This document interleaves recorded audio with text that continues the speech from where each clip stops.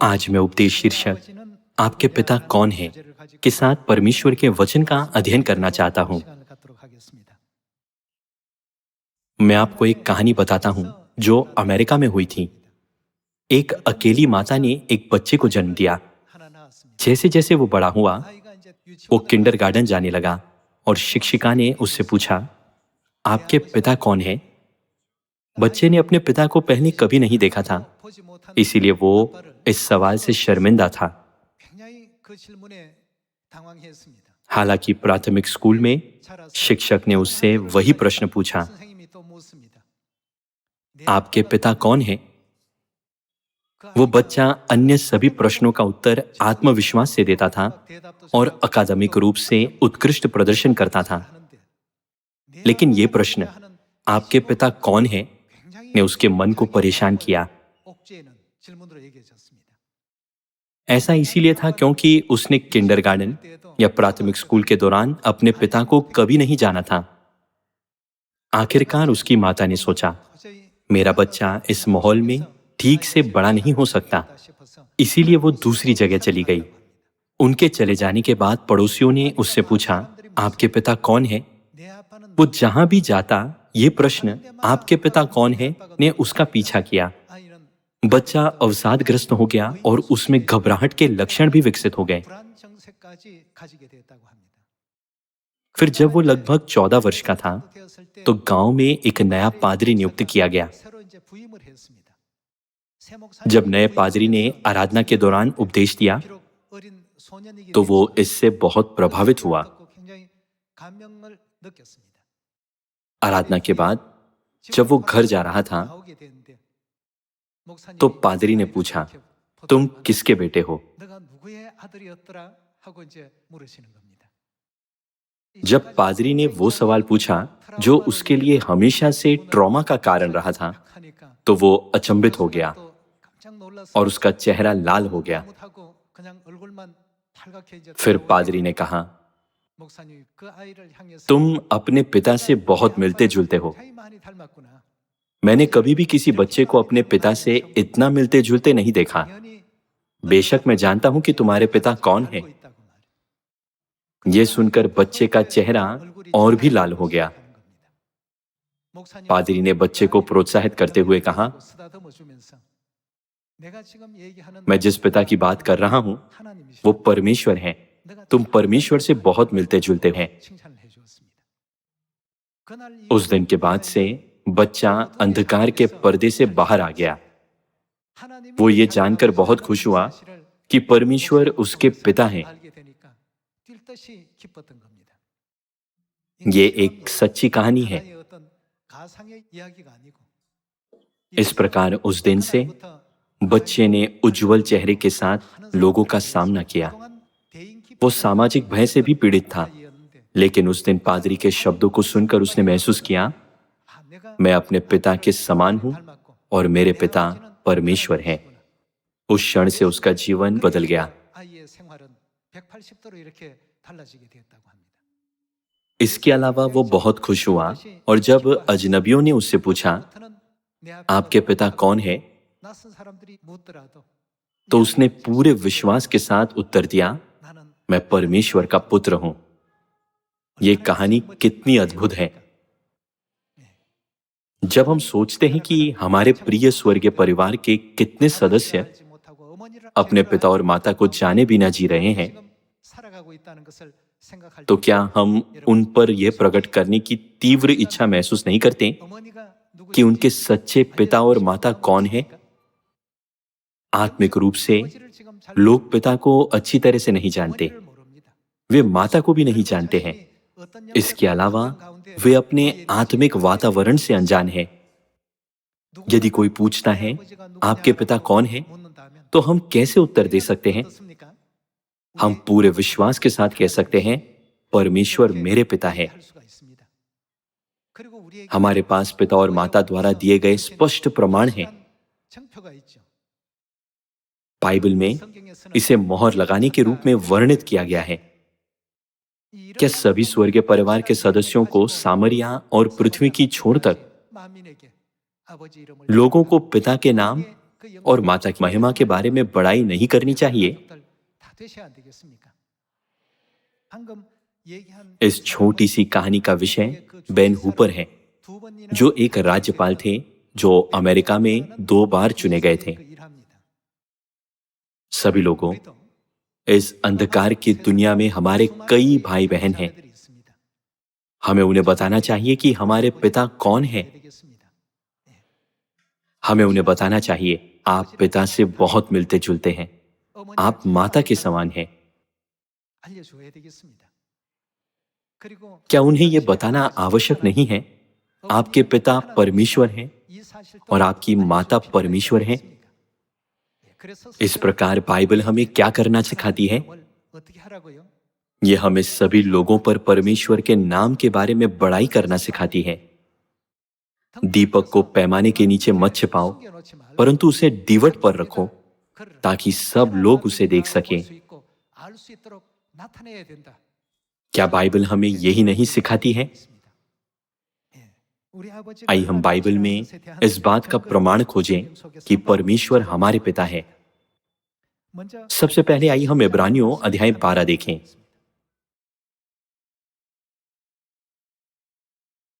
इब्रानियों अध्याय 12 आयत 8, यदि वो ताड़ना जिसके भागी सब होते हैं तुम्हारी नहीं हुई तो तुम पुत्र नहीं पर व्यभिचार की संतान ठहरे। फिर जबकि हमारे शारीरिक पिता भी हमारी ताड़ना किया करते थे और हमने उनका आदर किया, तो क्या आत्माओं के पिता के और भी अधीन न रहें जिससे हम जीवित रहें?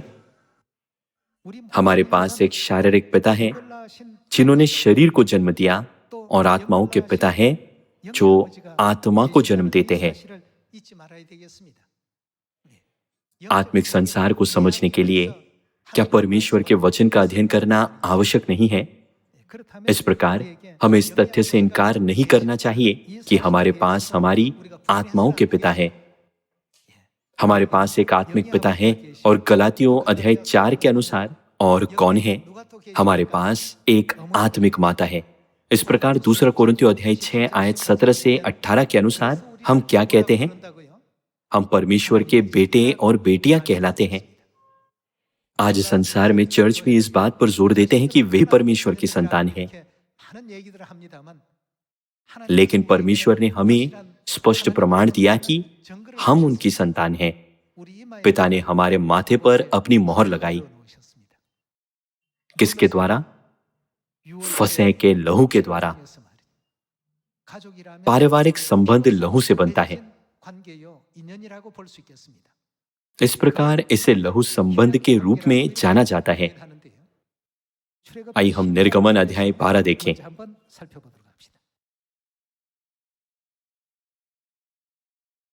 निर्गमन अध्याय 12 आयत 11 में परमेश्वर कहते हैं, और उसके खाने की यह विधि है, कमर बांधे, पांव में जूती पहने और हाथ में लाठी लिए हुए उसे फुर्ती से खाना, वो तो यहोवा का पर्व होगा। आयत 12, क्योंकि उसी रात को मैं मिस्र देश के बीच में होकर जाऊंगा और मिस्र देश के क्या मनुष्य क्या पशु सबके पैलोठों को मारूंगा और मिस्र के सारे देवताओं को भी मैं दंड दूंगा। मैं यहोवा हूं। और जिन घरों पर तुम रहोगे उन पर वो लहू, ये फसे के मेमने का लहू है। और ये लहू क्या ठहरेगा? अंग्रेजी बाइबल में ये लिखा है कि ये एक साइन होगा। दूसरे शब्दों में ये एक छाप या एक हस्ताक्षर है। वो लहू तुम्हारे लिए चिन्ह ठहरेगा, अर्थात मैं उस लहू को देखकर तुमको छोड़ जाऊंगा। और जब मैं मिस्र देश के लोगों को मारूंगा तब वो विपत्ति तुम पर न पड़ेगी और तुम नष्ट न होगे। और वो दिन तुमको स्मरण दिलाने वाला ठहरेगा और तुम उसको यहोवा के लिए पर्व करके मानना। वो दिन तुम्हारी पीढ़ियों में सदा की विधि जानकर पर्व माना जाए। फिर फसह के मेमने का लहू किसके चिन्ह को दर्शाता है? ये परमेश्वर के चिन्ह को दर्शाता है। चूंकि ये परमेश्वर का हस्ताक्षर है, इसीलिए नए नियम के समय में यीशु ने फसह की रात पर जोर दिया, ये कटोरा मेरे उस लहू में जो तुम्हारे लिए बहाया जाता है, नई वाचा है। इसीलिए चूंकि फसह के मेमने का लहू परमेश्वर के लहू को संकेत करता है, परमेश्वर ने उन घरों की रक्षा की और नष्ट करने वाले स्वर्गदूत ने उन पर विपत्ति नहीं डाली। उनमें परमेश्वर के हस्ताक्षर थे, जो दिखाता है इस स्थान पर कोई विपत्ति न आएगी। यही अब हमारे माथे पर लगाया गया है। भले ही हम इसे अपनी शारीरिक आंखों से नहीं देख सकते, लेकिन नष्ट करने वाले स्वर्गदूत और न्याय करने वाले स्वर्गदूत इसे स्पष्ट रूप से देख सकते हैं। आज परमेश्वर द्वारा चुने जाने के बाद हम नई वाचा के मार्ग का पालन करते हुए विश्वास के मार्ग पर चल रहे हैं, जो पिता का मार्ग, माता का मार्ग और एक राजा का मार्ग। इसीलिए हमें इस पर गर्व करना चाहिए। यदि कोई पूछता है आपके पिता कौन है, तो जवाब देने में संकोच न करें। परमेश्वर मेरे पिता है, जिनका नाम पवित्र आत्मा के युग में मसीह आन सांग होंग है। 2000 साल पहले पुत्र के युग में उनका नाम यीशु था। पिता के युग में मेरे पिता को यहोवा नाम से पुकारा गया। हमें यह विश्वास के साथ कहना चाहिए, केवल वे लोग जो फसह मनाते हैं, उन्हें परमेश्वर को पिता और माता कहने का अधिकार है। आइए हम इसकी थोड़ी और जांच करें। आइए हम मत्ती अध्याय 26 पर जाएं।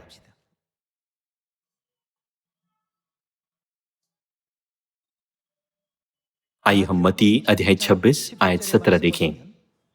अखमीरी रोटी के पर्व के पहले दिन चेले यीशु के पास आकर पूछने लगे, तू कहाँ चाहता है कि हम तेरे लिए फसह खाने की तैयारी करें? आयत 18, उसने कहा, नगर में अमुक व्यक्ति के पास जाकर उससे कहो, गुरु कहता है कि मेरा समय निकट है, मैं अपने चेलों के साथ तेरे यहाँ पर्व मनाऊंगा। अतः चेलों ने यीशु की आज्ञा मानी और फसह तैयार किया।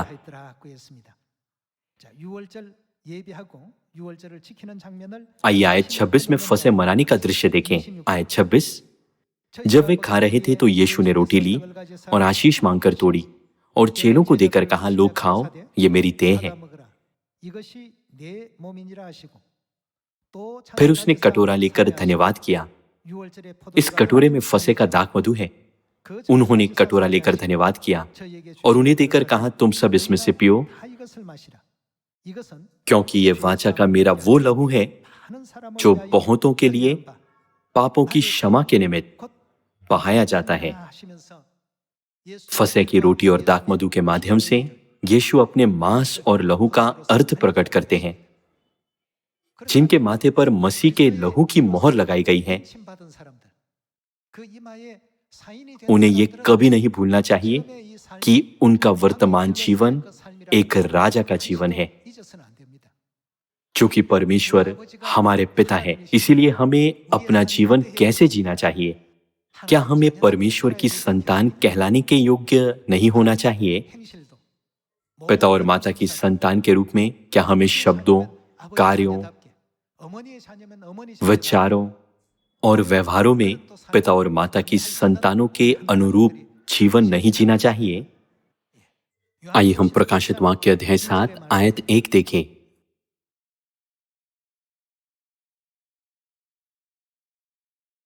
इसके बाद मैंने पृथ्वी के चारों कोनों पर 4 स्वर्गदूत खड़े देखे। वे पृथ्वी की चारों हवाओं को थामे हुए थे, ताकि पृथ्वी या समुद्र या किसी पेड़ पर हवा न चले। फिर मैंने एक और स्वर्गदूत को, उसके पास क्या था, जीवते परमेश्वर की मोहर लिए हुए पूरब से ऊपर की ओर आते देखा। उसने उन चारों स्वर्गदूतों से, जिन्हें पृथ्वी और समुद्र की हानि करने का अधिकार दिया गया था, ऊंचे शब्द से पुकार कर कहा, जब तक हम अपने परमेश्वर के दासों के माथे पर मोहर न लगा दें, तब तक पृथ्वी और समुद्र और पेड़ों को हानि न पहुंचाना। यहां यह दिखाया गया है कि स्वर्गदूत परमेश्वर की मोहर लिए पूर्व के देश से प्रकट हुआ और चारों स्वर्गदूतों से कहा, जब तक हम अपने परमेश्वर के दासों के माथों पर मोहर न लगा दें, तब तक पृथ्वी और समुद्र और पेड़ों को हानि न पहुंचाना। अब आइए हम उन लोगों के बारे में देखने के लिए प्रकाशित वाक्य अध्याय 22 पर जाएं, जिनके माथे पर मोहर लगाई गई है। आइए हम प्रकाशित वाक्य अध्याय 22 आयत 1 देखें। फिर उसने मुझे बिलौर की सी झलकती हुई जीवन के जल की नदी दिखाई, जो परमेश्वर और मेम्ने के सिंहासन से निकलकर उस नगर की सड़क के बीचों बीच बहती थी। नदी के इस पार और उस पार जीवन का वृक्ष था, और उसमें 12 प्रकार के फल लगते थे, और वो हर महीने फलता था, और उस वृक्ष के पत्तों से जाति जाति के लोग चंगे होते थे। फिर शराप न होगा, और परमेश्वर और मेम्ने का सिंहासन उस नगर में होगा, और उसके दास उसकी सेवा करेंगे। वे उसका मुंह देखेंगे, और उनका नाम कहाँ होगा? उनका नाम उनके माथे पर कैसे आया? प्रकाशित वाक्य अध्याय 7 के अनुसार परमेश्वर की मोहर कहाँ लगाई गई थी? ये उनके माथे पर लगाई गई थी। वे उनका मुंह देखेंगे, और उसका नाम उनके माथों पर लिखा हुआ होगा। पूर्व में आमतौर पर मोहर का प्रयोग किया जाता है, जबकि पश्चिम में हस्ताक्षर या चिन्ह का प्रयोग किया जाता है। फिर भी इसका एक ही अर्थ है। पिता का नाम मोहर पर उत्कीर्ण किया गया है और हस्ताक्षर के भीतर समाहित है। तब यशाया अध्याय 52 के अनुसार यदि हम परमेश्वर की प्रजा हैं, अर्थात परमेश्वर की संतान हैं, तो हमें क्या जानना चाहिए? परमेश्वर कहते हैं, मेरी प्रजा को मेरा नाम जानना चाहिए। यदि उनके माथे पर गलत नाम लिखा हो, तो क्या ये एक बड़ी समस्या नहीं होगी? उनके पास परमेश्वर का नाम होना चाहिए। क्या यीशु ने पवित्र आत्मा के युग में अपना नया नाम देने का वादा नहीं किया था? पिता के युग में यहोवा नाम आपके माथे पर अंकित किया जाएगा। पुत्र के युग में यीशु नाम, और पवित्र आत्मा के युग में नया नाम आन सांग होंग। हमारे माथे पर परमेश्वर का नाम होने के लिए हमें क्या मनाना चाहिए? मसीह का पवित्र लहू फंसे हमारे भीतर होना चाहिए। ऐसा इसीलिए है क्योंकि उनका लहू परमेश्वर का हस्ताक्षर है। इसीलिए फंसे के दाखमधु का उल्लेख करते हुए उन्होंने कहा, ये कटोरा मेरे उस लहू में जो तुम्हारे लिए बहाया जाता है नई वाचा है। इसीलिए यदि मसीह के लहू के बिना वे परमेश्वर को हे अब्बा, हे पिता कहते हैं, तो वे झूठी संतान हैं। आइए हम प्रकाशित वाक्य अध्याय 22 पर वापस जाएं। अध्याय 22 आयत 3। फिर शराप न होगा, और परमेश्वर और मेम्ने का सिंहासन उस नगर में होगा, और उसके दास उसकी सेवा करेंगे। वे उसका मुंह देखेंगे, और उसका नाम उनके माथों पर लिखा हुआ होगा। फिर रात न होगी, और उन्हें दीपक और सूर्य के उजियाले की आवश्यकता न होगी, क्योंकि प्रभु परमेश्वर उन्हें उजियाला देगा, और वे क्या करेंगे? युगानुयुग राज्य करेंगे।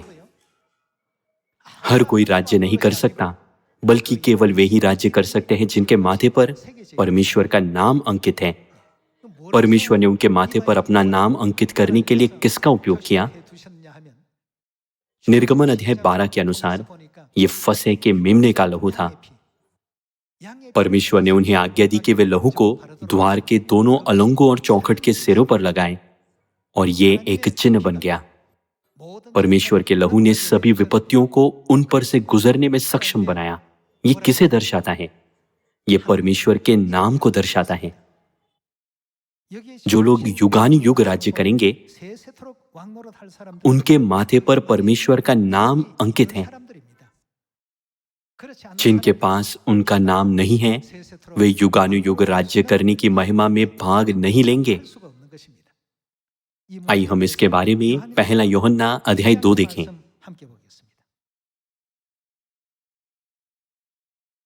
पहला यूहन्ना की पुस्तक अध्याय 2 आयत 25। और जिसकी उसने हमसे प्रतिज्ञा की वो क्या है? वो अनंत जीवन है। बाइबल गवाही देती है कि परमेश्वर ने अपनी संतानों को अनंत जीवन देने का वादा किया है। परमेश्वर ने मानव जाति को अनंत जीवन देने के लिए अपना मांस और लहू दिया, और नई वाचा फंसे की स्थापना की, ताकि वे उनका मांस और लहू प्राप्त कर सकें। परमेश्वर की प्रतिज्ञा केवल ऐसे लोगों के लिए है। फिर पहले यूहन्ना अध्याय 5 के माध्यम से आइए हम उन लोगों के प्रमाण की पुष्टि करें जिनके पास अनंत जीवन है और जिनके पास नहीं है। आइए हम पहले यूहन्ना अध्याय 5 आयत 11 देखें। और वो गवाही यही है कि परमेश्वर ने हमें क्या दिया है? गवाही यह है कि परमेश्वर ने हमें अनंत जीवन दिया है। लोग कहते हैं यदि हम विश्वास करें तो हम अनंत जीवन प्राप्त करेंगे। लेकिन क्या परमेश्वर ने नई वाचा के नियमों को स्थापित नहीं किया ताकि हम केवल विश्वास के द्वारा अनंत जीवन प्राप्त करने के बजाय मसीह के मांस और लहू में भाग ले सकें? वो सत्य क्या है? उन्होंने अपनी संतानों को जीवन का सत्य, फसह की शिक्षा दी। जो मेरा मांस खाता और मेरा लहू पीता है, अनंत जीवन उसी का है और मैं उसे अंतिम दिन फिर जिला उठाऊंगा। ये यूहन्ना अध्याय 6 आयत 54 में लिखा गया है। तब पहला यूहन्ना अध्याय 5 आयत 11 के अनुसार गवाही क्या है? परमेश्वर ने हमें क्या दिया है? तब पहला यूहन्ना अध्याय 2 क्या कहता है कि ये अनंत जीवन किसे दिया गया है? अनंत जीवन परमेश्वर की अपनी संतानों से की गई प्रतिज्ञा है और ये हमें फसह के द्वारा दिया गया है। निर्गमन अध्याय 12 में परमेश्वर ने फसह के मेमने के लहू को लगाने की आज्ञा दी और पहला कुरिन्थियों अध्याय 5 आयत 7 में क्या ये नहीं लिखा कि मसीह फसह का मेमना है? आखिरकार ये लहू परमेश्वर का चिन्ह है। ये परमेश्वर की मोहर, उनका हस्ताक्षर है। इसीलिए सभी विपत्तियां गुजर जाती है और हम परमेश्वर को हे अब्बा, हे पिता कह सकते हैं। प्रकाशित वाक्य अध्याय 22 में उन लोगों के माथे पर क्या है जो युगानुयुग महिमामय संसार में राज्य करेंगे जहां मृत्यु नहीं है? मेमने का नाम उन पर लिखा है। उनके पास वो नाम होना चाहिए। तब क्या परमेश्वर के लोगों को परमेश्वर का नाम जानना चाहिए या नहीं? उन्हें यह पता होना चाहिए। आइए यशाया अध्याय 51 आयत 7 देखें।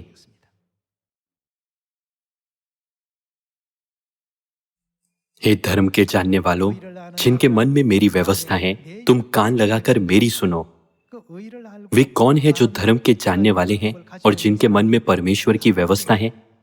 क्या वे परमेश्वर की प्रजा, परमेश्वर की संतान नहीं है?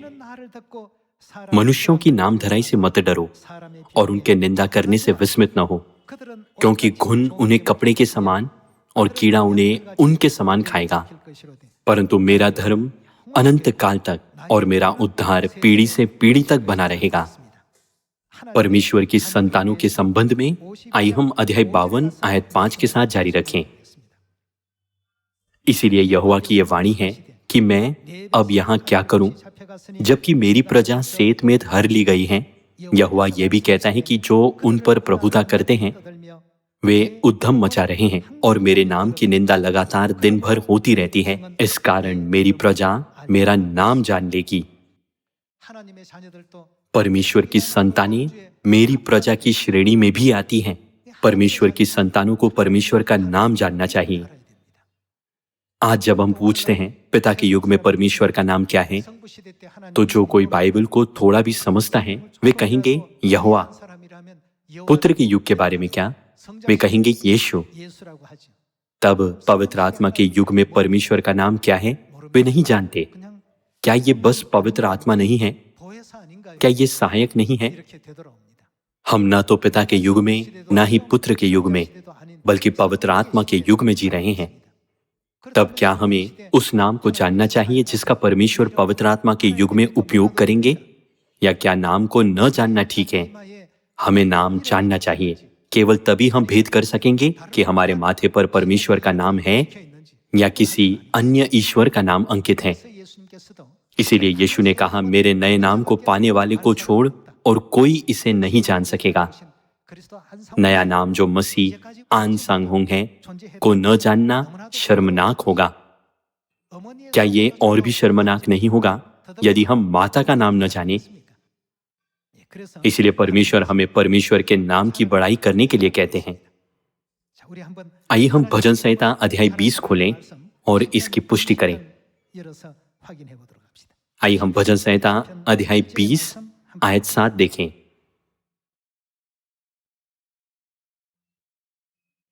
किसी को रथों का और किसी को घोड़ों का भरोसा है, परंतु हम तो, दूसरे शब्दों में, हम किस बात पर घमंड करते हैं?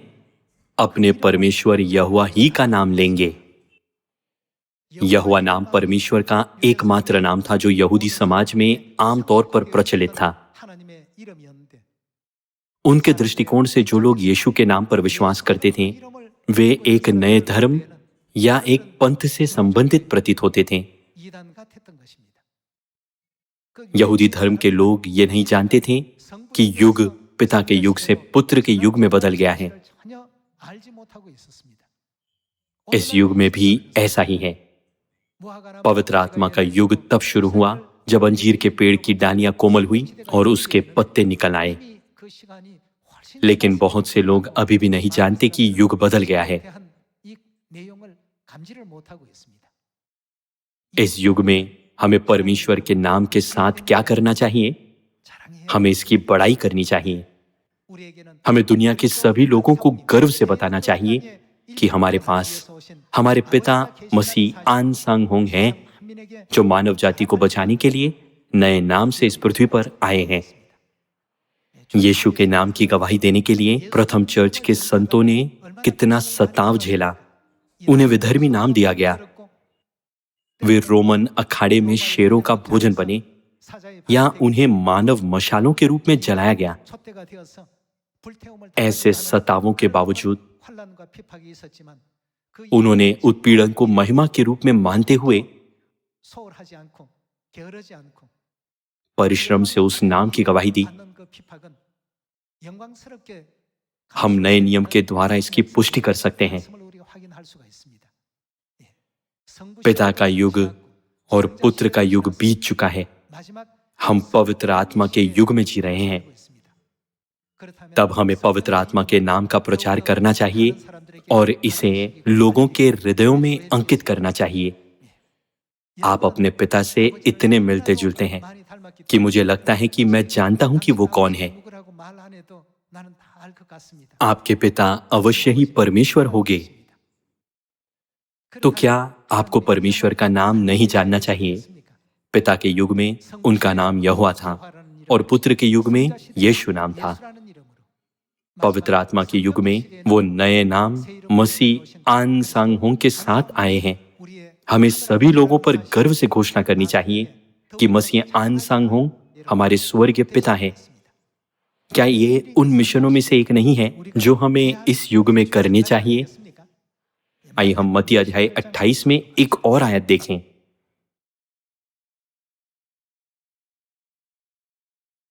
आइए हम मत्ती अध्याय 28 आयत 18 देखें। यीशु ने उनके पास आकर कहा, स्वर्ग और पृथ्वी का सारा अधिकार मुझे दिया गया है। इसलिए तुम जाओ, सब जातियों के लोगों को चेला बनाओ और हमें उन्हें किस नाम से बपतिस्मा देना चाहिए? जब हम बहुत से लोगों से बात करते हैं तो वे पिता के नाम को यहोवा और पुत्र के नाम को यीशु के रूप में स्वीकार करते हैं, लेकिन वे नहीं जानते कि पवित्र आत्मा का नाम है। वे कहते हैं, पवित्र आत्मा का नाम कैसे हो सकता है? लेकिन आपकी बाइबल क्या कहती है? पवित्र आत्मा का नाम है या नहीं? हमें न तो बाइबल में जोड़ना चाहिए और ना ही उसमें से कुछ निकालना चाहिए, क्योंकि ये लिखा है पवित्र आत्मा का नाम है, इसीलिए नाम होना चाहिए। हमें उनके नाम को सही तरह से स्वीकार करना चाहिए और सामरिया में और पृथ्वी की छोर तक पिता की महिमा को प्रकट करना चाहिए। क्या हमने मसीह के लहू के द्वारा अनंत जीवन प्राप्त नहीं किया है?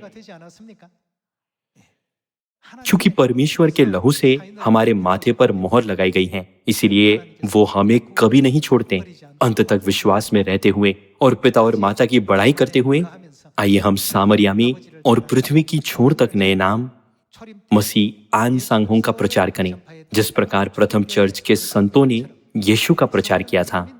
इस युग में न केवल आत्मा बल्कि दुल्हन भी सियोन की संतानों को जीवन के जल के सोते के पास बुला रही है।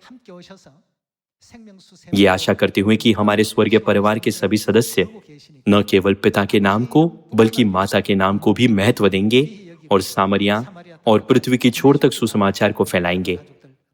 मैं आज के उपदेश को समाप्त करना चाहूंगा। आपका बहुत बहुत धन्यवाद।